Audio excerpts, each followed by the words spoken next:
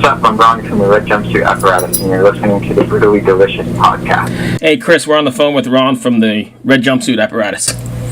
Hey, man, how you doing? Good. How are you guys today? Doing all right. It's a beautiful day in Virginia. It's hot and dry. In here, I'm in the mountains in California, so hot and dry. Oh, nice. Oh, wow, in California. Yeah, I love it. It's very hot and very dry, but I love it. That's that kind of weather that I live for. That's nice. You guys are from Florida. Did you guys move up there? We are. The band's originally from Florida, but we've been a band so long, 17 years now straight, no hiatus, no breakup. So, like, life has evolved. So, you know, we're all married with kids, and actually my brother Randy, guitar player, his daughter was born last Wednesday. Oh, wow. Oh, congratulations. Yeah. Thank you. So, you know, life evolved, and I wound up meeting a really talented artist named Defoe, actually. And I married her. I moved to California, and I've been here now 6 years, but the rest of the band, 3 of the dudes, 3 out of 5, 6 now live in Florida. Oh, nice. 6. So, you know, overwhelmingly, 4 out of 6 still live in Florida. I live right outside of LA. Nice. I was actually, you guys are quite a big band, but surprisingly, this is the first time I've heard of you. And I don't mean that in a negative way. It's just, I came from Canada, and I've only lived here for 2 years, so I don't really know much about your band. And when I was researching, I came across the video for Brace Yourself. And it kind of struck me right away that this was kind of different from everything else everybody is doing. How did you guys kind of make that decision as, because it seems like so many people these days can't make a decision collectively if they tried. So as a band, how did you kind of come to that decision that you had to do this? That's a great point. It's a tough time when we make any decision right now. Speaking of Canada, just to give you a little info, we have a great Canadian fan base, and our original producer, Dave Bendis, is a very famous Canadian. So any Dave Bendis fans out there, a big fan, he did our first record. But who was that? You know, David Bendis. Okay. Great producer. He's super awesome. And, you know, if you're into, like, Canadian facts and stuff. But we're tied in, you know. He was our first producer, first real producer. Sure. But with Brace Yourself, yeah, I mean, the decisions, luckily for me, because we have been a band so long, we're a unique band. You said you just learning about us. So one of the things about us is our original lineup never played a show. So before our very first show, my drummer quit the band to be a pharmacist, to go to college, because his parents didn't want him to follow me and be a loser. And I understand that. I'm a parent now. I'm like, you know, don't worry about college, bro. I'm like this 18-year-old kid trying to talk him into throwing his scholarship away for this dorky band called the Red Jumpsuit Apparatus. So I get it in hindsight, but at the time it was rough. And then my bass player, he joined the military, and he's still in the military today, and he's doing some really cool things that I literally can't talk about. So I lost my bass player and my drummer before my first show. So the next 17 years has been me and my brother just, you know, working with whoever, mostly our friends from high school. So that's the story of the band.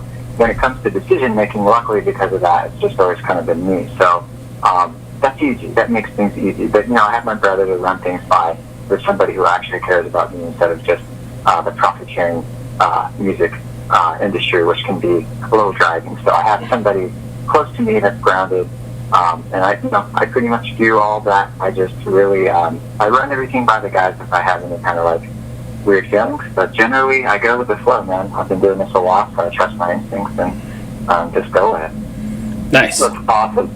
I know, I'm not usually one to go and read comments, but on this video, I had to go read them. And the amount of first responders that were like saying thank you and all this stuff, I was just like, this is awesome. Wow, right? It was so cool. And it made me feel so good. And like, people don't understand that, like, you know, they always talk about the money, like, oh, as a musician who cares about money. Like, that's what we do it for. Like, crazy cool things like that happen all the time. And we've seen it in many different ways over the years. But when I was sitting there, you know, we're going through this too. I got relatives I'm worried about, and fans that are posting about their cousins and uncles who are getting it, and grandparents. And like, I'm connected to those people. Right. So even though nobody in my immediate family got it, people I care about were fighting it. And then there was other people on TV, just taking it the other way. So for me, it was a little tough. So definitely, I wanted to put out a piece of work that showed that some people do care about the message of just being safe in general, whatever that means to you. It's a long list of things we don't have to go into, but just being safe and taking this thing seriously and getting through it together. That's been our stand.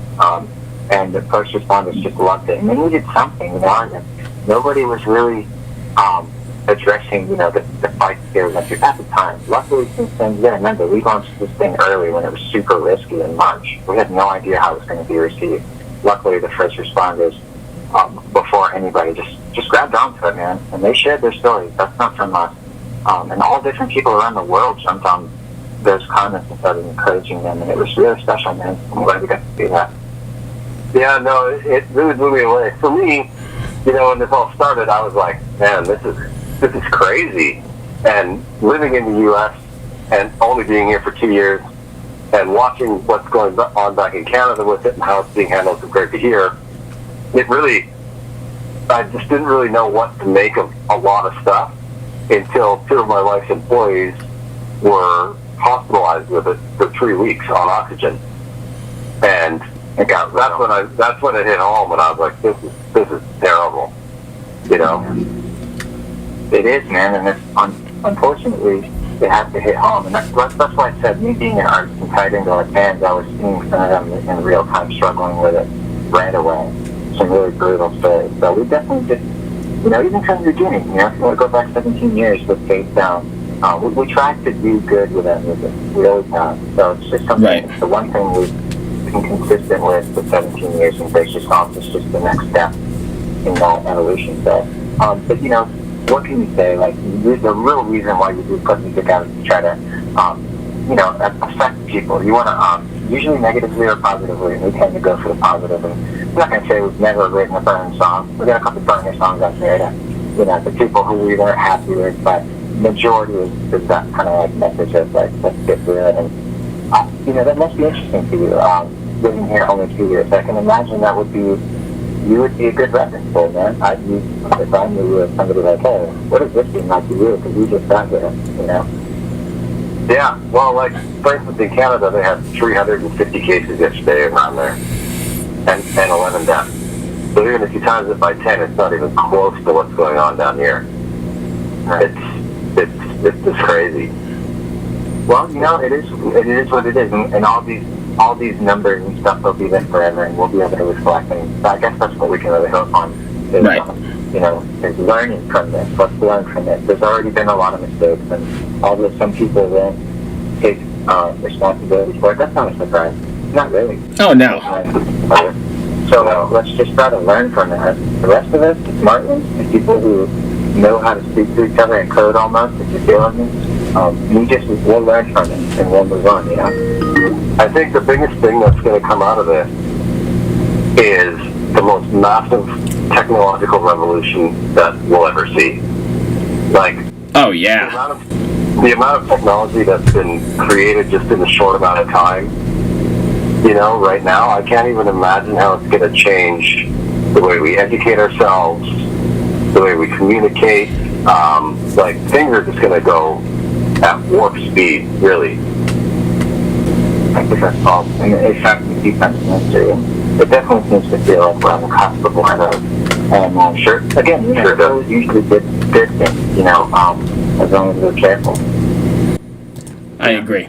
So, let me start by saying first, I saw you guys live, I don't know, maybe 5 years back in Richmond at the Canal Club.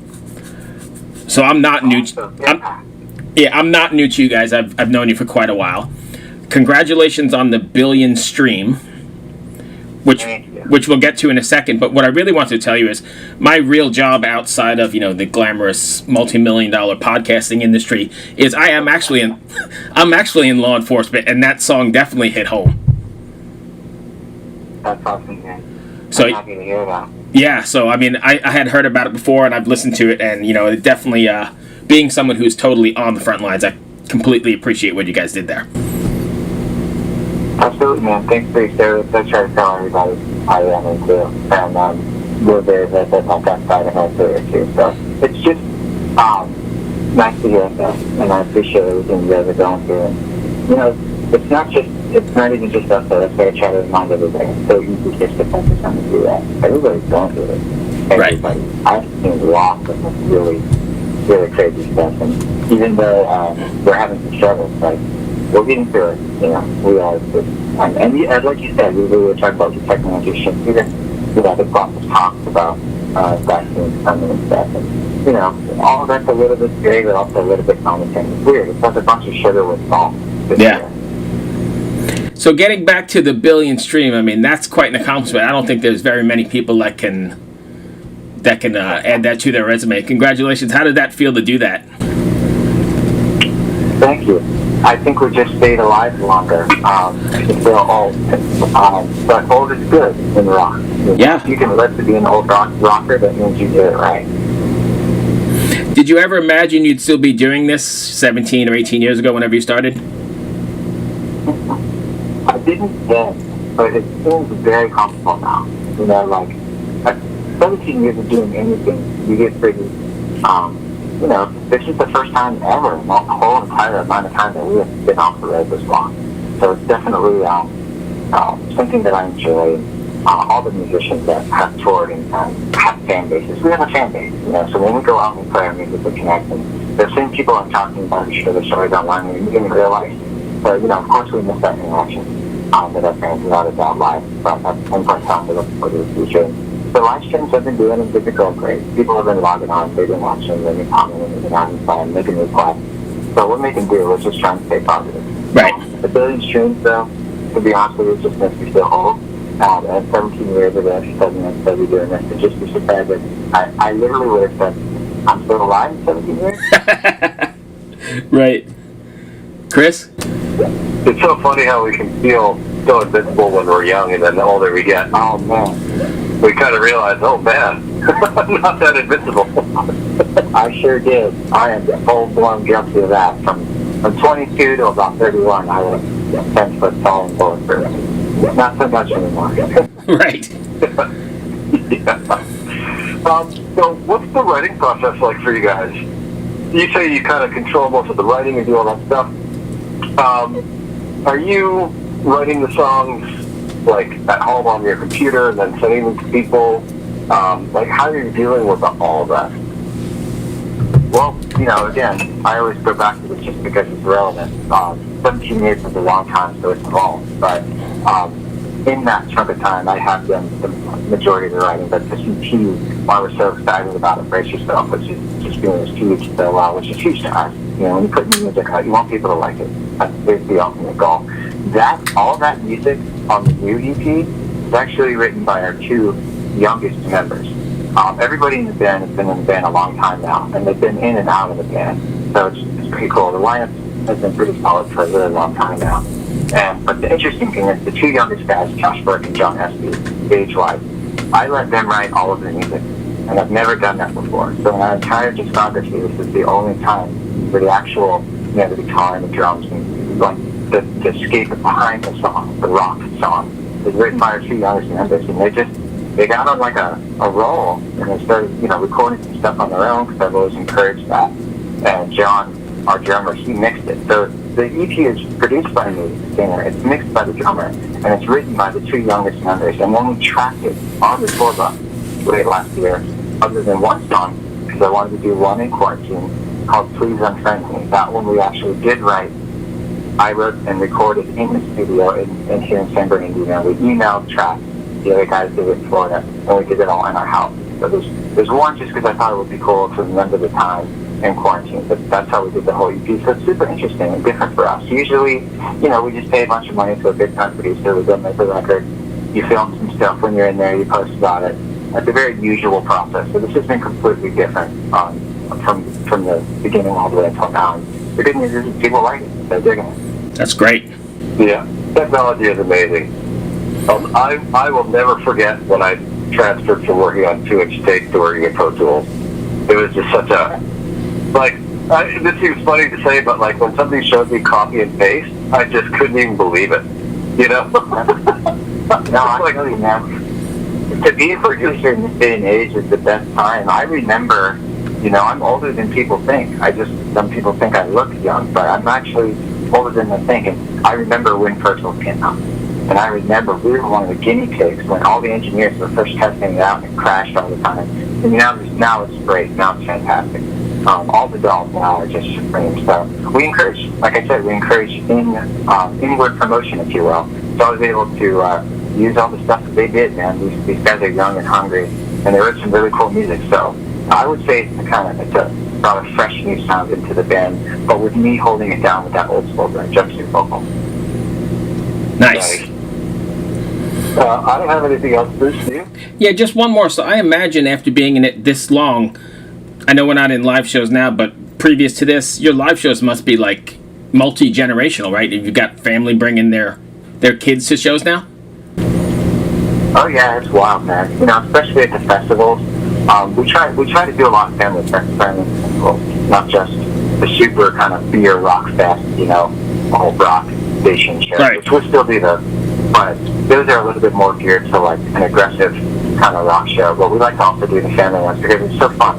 I mean, they'll literally have like petting zoos and like jump houses and stuff, and there's still 10,000 people there having a good time in front of the stage. You know, so it depends on the venue, but our actual shows, without a doubt, man. I mean, all the kids that were growing up listening to us when they were 17 or 18 are having kids now. Right. And, you know, those kids are, now those kids are big enough to actually come to a show, know the songs, wear the shirts, and it's wild. It's wild.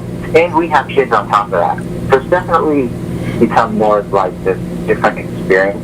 And I'm glad you asked that question because it's really fulfilling. It's become more fulfilling. And, you know, when you're 22 and hungry and just a road dog and you're on the road like 8 months out of the year, you miss a lot of things. You miss weddings, funerals, birthdays, everything you can think of. You miss that all the time from everybody. And now, later on this side of the career, you kind of get to kick back and you don't miss a lot of that. You can schedule your tour more around the needs of your family and friends, and it becomes a really fruitful time. So it's definitely multi-generational now, and we're loving it. That's pretty cool. That's all I've got then, Chris. You good? I'm good. Thank you so much for joining us today. I really appreciate it. Absolutely, guys. Thank you, my friend. I appreciate you taking the time. Stay safe and good luck.